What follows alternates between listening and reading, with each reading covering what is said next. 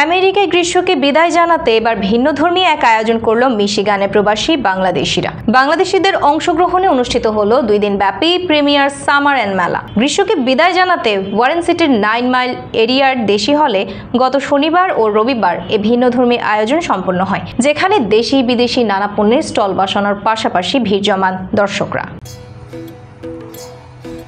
মিশিগানে প্রবাসী বাংলাদেশিদের অংশগ্রহণে অনুষ্ঠিত হলো 2 দিন ব্যাপী প্রিমিয়ার সামার অ্যান্ড মেলা।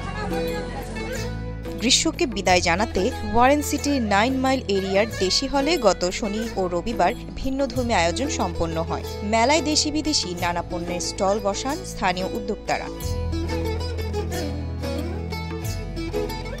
বাংলাদেশের ঐতিহ্যবাহী শাড়ি, বুটিক ও বাটিকের পাশাপাশি ছিল ভারতীয় ও পাকিস্তানি পোশাক। নারী উদ্যোক্তাদের জুয়েলারি আর হাতের তৈরি কারুশিল্প দর্শকদের নজর কাড়ে। শুধু পোশাক নয়, মেলায় ছিল খাবারের আয়োজন। প্রবাসীরা উপভোগ করেন ঐতিহ্যের ফুচকা, চটপটি আর মুখরোচক দেশীয় খাবার। প্রবাসীদের স্বতঃস্ফূর্ত অংশগ্রহণে প্রাণবন্ত হয়ে ওঠে পুরো মেলা। আয়োজকেরা জানিয়েছেন, এই উৎসাহ তাদের ভবিষ্যতে আরও বড় আয়োজনের অনুপ্রেরণা যোগাবে।